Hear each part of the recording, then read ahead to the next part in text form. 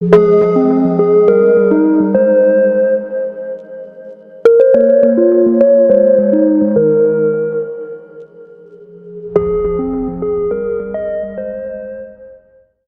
1. You have some time to look at questions 1 to 5.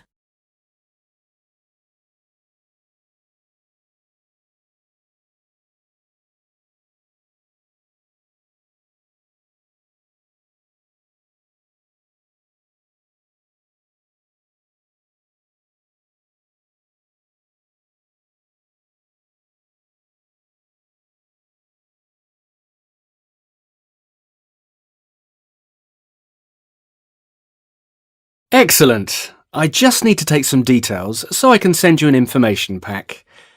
Right, so what's your full name? It's Hannah Brown. Brown as in the colour? No, Brown with an E. Date of birth? It's the 9th of December 1987. Right, and your address? Garden Flat, 15 Hotwell Road. Is Hotwell 2 words? No, it's one word. Bristol, BS10 5RQ. No, hang on. That was my old postcode. I've moved recently. It's BS8 4UP. Got it. And your telephone number? It's 0797 356 772. 3537 772? No, 3567 772. OK. And when would you like to volunteer? Well, it's March now. I was free in June, but I've been invited to a wedding now. I have work commitments in July, so I guess it'd have to be August. Although I'm not sure about the weather in August, and I could probably take some annual leave in July. I'm owed a few weeks. Let's say July. Before you hear the rest of the conversation, you have some time to look at questions 6 to 10.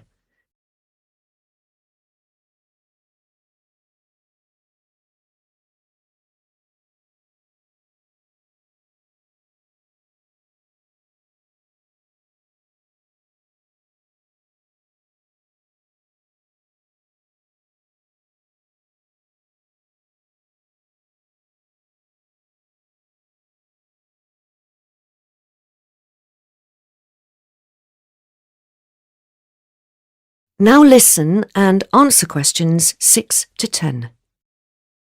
OK, so we have a few volunteering packages. Which are you interested in? What do you have? Group volunteering, community volunteering and conservation volunteering. Oh, and there are internship programmes too. I almost forgot those. Oh, I see. Well, I'm not looking for a new career, so I don't think the latter will be suitable. What's group volunteering?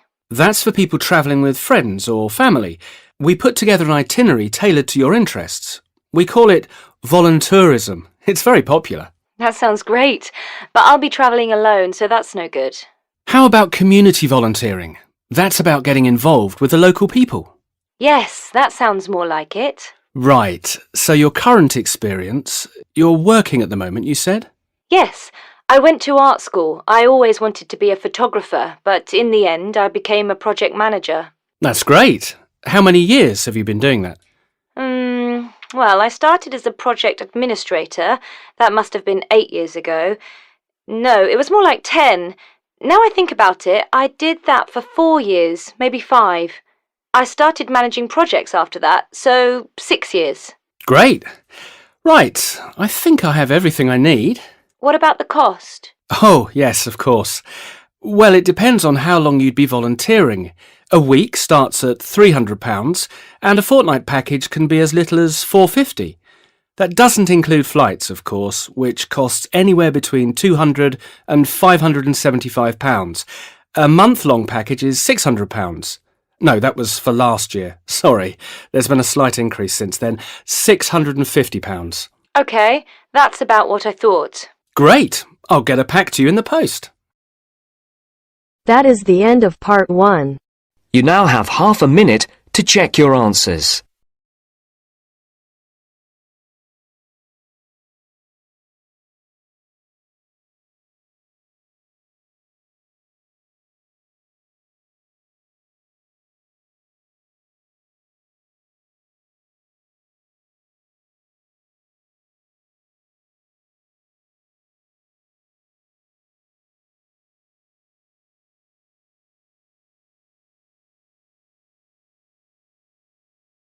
Now turns to part 2.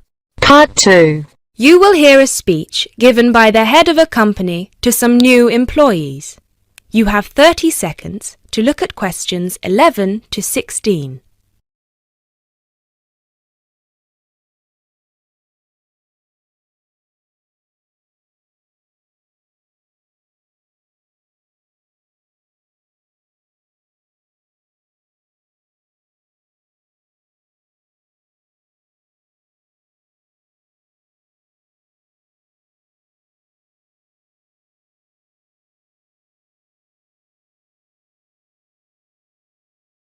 First of all, a warm welcome to Barker's Country Safaris. We're delighted to have you all on board for this season. I know you've all been told a bit about the company when you had your job interview, but I thought it would be worth telling you a bit more about ourselves. Barker's was set up 10 years ago by myself, John, and my then girlfriend and now wife, Nancy. We started it initially just as a hobby. We felt that there was a good opportunity to share our love of the countryside in this part of the world with the many visitors who come here.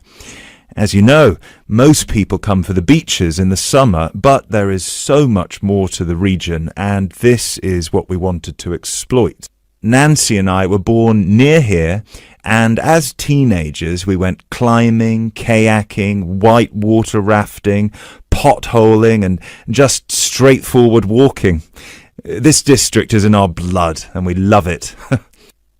While we were still at university, we started taking small groups of visitors out into the national park in Nancy's brother's old Land Rover. We'd drive them around the back lanes and into the forest. We'd also organise rock climbing tours for friends of friends. Then, each year, without us having to advertise, people came back to us to ask for more excursions and trips. So, 5 years ago, we gave up our other jobs to focus full-time on Barker's Country Safaris. Now, 2 years after that, we set up the activity tour part of the business, and 1 year ago, we expanded into organising activities for school groups during term time. Obviously, this was a massive challenge with all the health and safety requirements, but it's proving a great success. You now have 30 seconds to look at questions 17 to 20.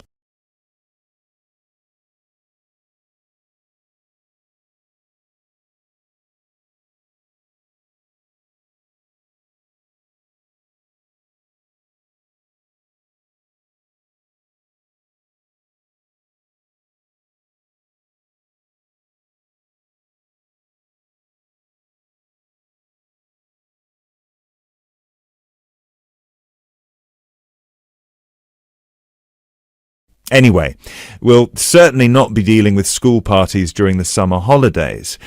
Our clients for the next 3 months are mostly family parties or groups of friends, and I'd like to talk a bit now about the tours we offer and what your responsibilities will be. Our most popular excursion is the Woodland Tour and Trail. Now, often this is sold out and we have all of our 10 jeeps in convoy with 8 people in each jeep. It's a lot of fun. These tours really offer a taster of what we can provide. So as both driver and guide, it is important that you do a good job here so they come back for the bigger tours. I will talk about the commission package later. As the summer days are so long, we have 3 tours each day, but you will not be expected to work on more than 2 of them. Morning tours start at 8 a.m. and go to midday. Afternoon tours are from 2 p.m. to 6 p.m. and then evening ones 7 p.m. to 11 p.m. All the tours follow the same route, and you should have made yourselves familiar with all the key information. This was provided to you in the information pack you were sent when you accepted the job offer. This is important, so if you haven't had time yet, please do so now. Our second most popular tour is the Family Exclusive. Now, this tour is for the whole day and for only 1 group. Usually it is just 1 jeep, but sometimes there are 2 if the party is large. These tours go from 10 a.m. till 5 p.m. and include lunch at the Brown Bear in Lower Middleton. We have a number of different routes for these tours as we don't want our premium clients being made to feel that they are part of a large package deal. You'll be told which route to take with your weekly schedule. Now, I'd like to move on to these specialty tour packages. These are the ones that we're keen to book people on once they've done the woodland tour and trail trip. That is the end of part 2. You now have half a minute to check your answers.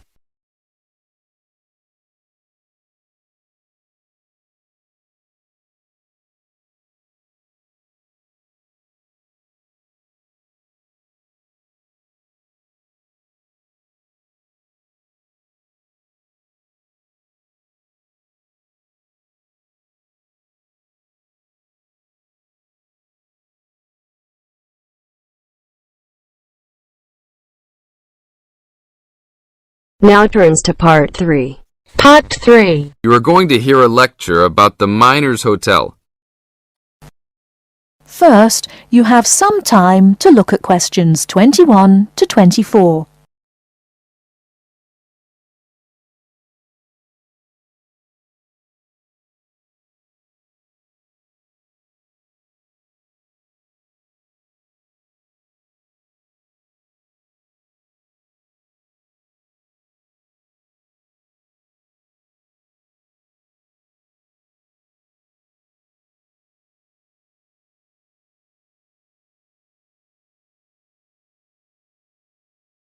Good evening and welcome to the Miner Hotel. We are pleased to have you as our guest. I will give you a brief information session to tell you everything you need to know to make this a pleasant stay. The Miner Hotel was built in the 1850s, during the Gold Rush period, also nicknaming our state the Golden State. People from all over the country and even from other countries came to seek their fortune here in these hills, creating cities overnight. In this city, many Gold Rush hotels soon opened up. This particular hotel was built in 1851, but was destroyed during an earthquake. It was rebuilt in 1995 to recreate the feel of the Gold Rush, complete with articles and actual photographs from during the 1850s. Our hotel is divided into 2 buildings, one called the Gold Tower and the other is named the Fortune Tower. You will be staying in the Fortune Tower on the 25th floor, complete with great views of the city. Your room is the best room in the hotel, complete with private living room and hot tub. Here is your room card. On the card it will say FT, meaning Fortune Tower. On the bottom of the card it will say 2515. The 25 stands for the 25th floor, and the 15 stands for the 15th room on that particular floor. Before you hear the rest of the talk, you have some time to look at questions 25 to 30.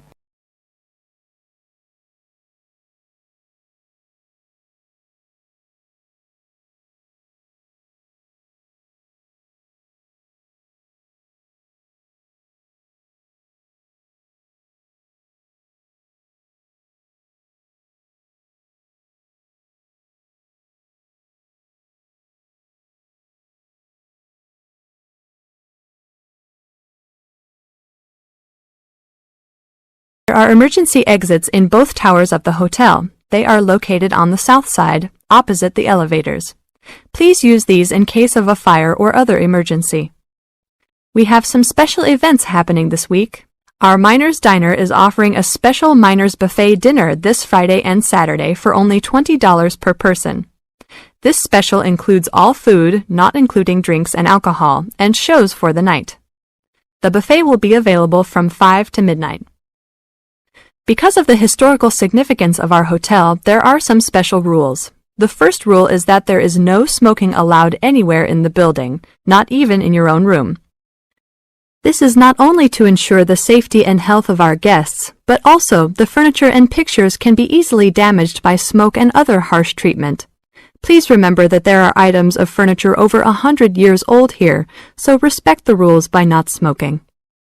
Secondly, please do not take pictures using a flash of any of the drawings and paintings in the rooms or hallways, as they are old and fragile.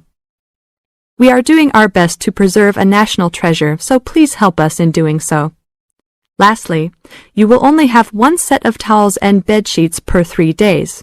This is to conserve the water supply, as there are frequent droughts this high up in the hills. If there are any further questions, the staff of the hotel will be available to answer your questions. In the event that no one is able to answer your questions, I will also be available from 8 a.m. to 5 p.m. each day in the concierge. I hope you enjoy your stay here with us. Thank you very much. That is the end of part 3. You now have half a minute to check your answers.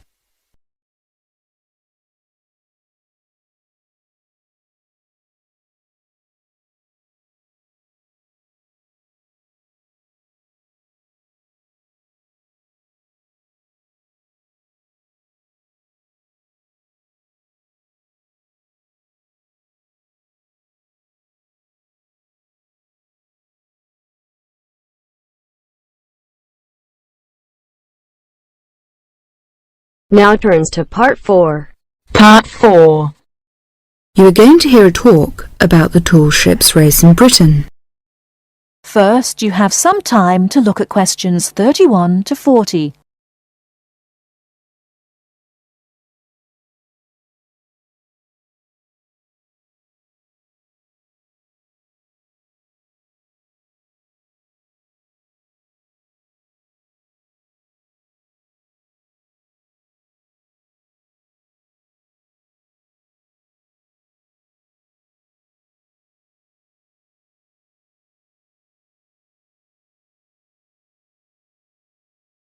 In July 1956, a fleet of 21 sailing ships from 11 countries raced each other from Toye in Devon to Lisbon. The ships had been converted from cargo carrying to sail training ships. However, their future seemed uncertain, and the purpose of the gathering was to mark the passing of the age of the sail. What happened instead was that the sailing ships refused to say goodbye, and 2 years later they raced again, and the fleet was even larger. It was then that the title The Tall Ships was given to them, and the name remains today. The original organisers, the Sail Training Ship International Race Committee, now called the Sail Training Association, saw that a new international movement had begun, adventure training under sail. As race succeeded race, it became clear that the events had more to do with bringing adventure and widening the horizons of young people than of commemorating the passing of sail. Now, sail training ships began to be specially built, and young people from all walks of life wanted to participate. Now, to compete, a vessel has to satisfy just 3 requirements. It has to have a minimum waterline length of 9.09 metres. Half its crew must be between the ages of 16 and 25, and its principal means of propulsion must be a sail. Since 1972, the race has been sponsored by Cutty Sark Scots Whisky, and it has started to attract huge crowds of spectators. In 1984, more than 250,000 people lined the River Mersey in Liverpool to watch the fleet set off. And in 1986, 2 million spectators joined Her Majesty Queen Elizabeth at Newcastle upon Tyne to watch the parade. 1989 was the year that the spectacular Cutty Sark Tall Ships race started from London. A grand fleet of up to 100 vessels gathered on the River Thames near Tower Bridge on Tuesday the 4th of July. The only thing that the racing yachts, ancient and modern, had in common was their young crews. Few were expert sailors, and the majorities were strangers to the sea and to each other. Between Tuesday the 4th of July, when the fleet began to assemble, and Saturday the 8th of July, when the ships took part in a grand parade of sail down the River Thames, vessels were berthed on either side of Tower Bridge. Some were moored in the Pool of London, opposite the Tower of London, while others were moored to the east of Tower Bridge. Smaller vessels were accommodated in St. Catherine's Dock. Many of the larger ships were open to the public. It was an amazing and historic spectacle, as the ships sailed slowly up the River Thames. That is the end of part 4. You now have half a minute to check your answers.